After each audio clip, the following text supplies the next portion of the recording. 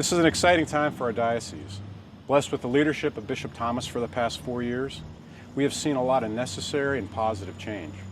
This includes the restructuring of our diocese that occurred almost 2 years ago and established a foundation for being able to look forward and plan for the future. And that as the catalyst, we embarked on a strategic planning process several months ago. In that process, we received over 1,000 responses of valuable input from numerous priests, religious, and lay leaders throughout our diocese. Taking this input, along with the good work of a talented, diverse, and engaged planning team, we developed a 3-year strategic plan comprised of 6 areas of focus we call pillars. Next, you'll hear a recap of these pillars and why they're important. As we've been working on the evangelization pillar for this strategic plan, we've noticed that we can no longer be complacent in what we do as Catholics, that if we want our numbers to grow in our pews on the weekends, we have to evangelize inside of our churches first. That includes all of our ministers, our volunteers, our parish staffs, our priests, so that we are praying together, that we're formed together, and then as a team, we're ready to evangelize to the people outside of our walls. The Enhancing Lay Leadership pillar of the Diocesan Strategic Plan has as its primary goal the development of an online program that will be offered to both new and established employees of the diocese. And this would apply to all employees in many different venues, so including parishes and schools. This will help us provide a consistent orientation to new employees and really help everyone who works for the diocese to be integrated into the mission of the church here in Northwest Ohio. The financial resources pillar of the diocese strategic plan. The diocese is currently creating a mission advancement office. Once created, this group will be conducting a feasibility study by the end of 2019 for a diocesan-wide capital campaign, evaluating things like how to strengthen the annual Catholic appeal, and most importantly, how to make sure that the generous gifts of the diocese are safe and secure and prudently managed to do the most good, ensuring that the current mission and ministry of the diocese continues well into the future. There are many things that make up the heart of Catholic Church, one of which is Catholic education. The strategic plan for Catholic education strives to make God known, loved, and served. By developing faculty that are faith-filled and committed to creating learning environments that are rooted in the teachings of Jesus Christ.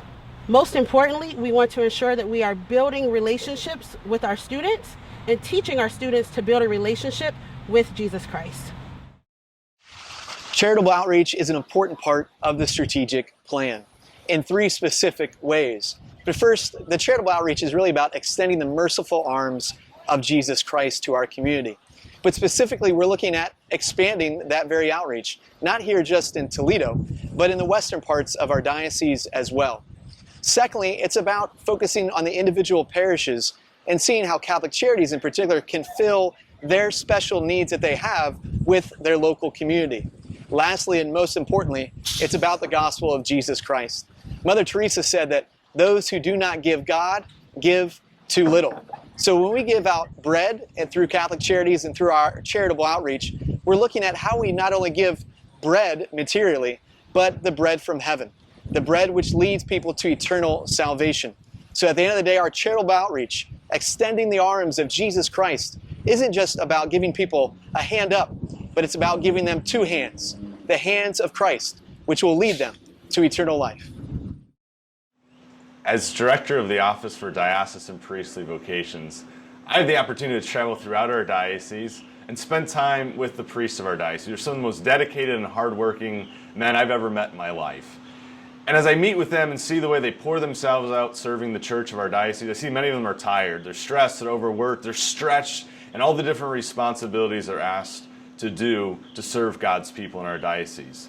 As part of our pillar, Healthy Parishes and Healthy Clergy, we're looking for ways to help support our priests, show our love for them, help them be healthy both spiritually, mentally, physically, emotionally, so they can best serve God's people. We're also looking in our pillar to promote the health of our parishes, to share best practices so we can learn from each other, support each other, and grow as a diocese together.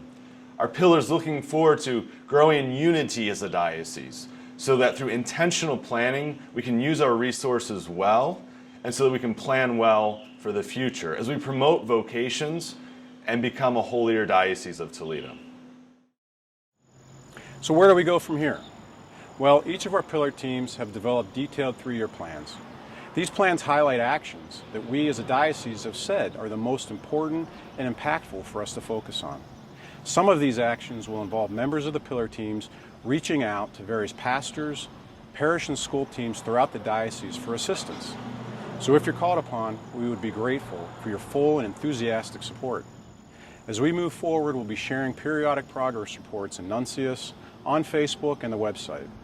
And we encourage everyone in our diocese to get involved, learn more, and even consider how these pillars can apply at a local and parish school level as well. And finally, and most importantly, we ask for your prayers as we all move forward together to become a more faith-filled, united, and vibrant Diocese of Toledo. God bless.